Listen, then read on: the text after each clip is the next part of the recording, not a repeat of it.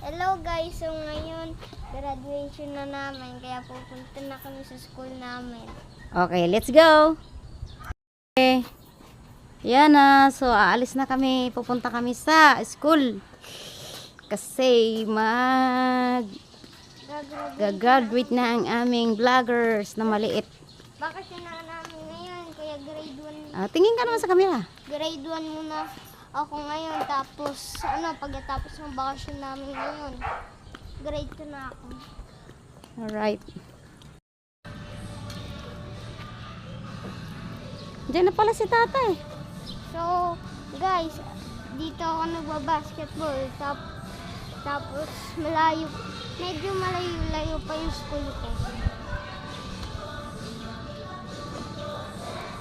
Tapos doon pala sa yung vlogs ko na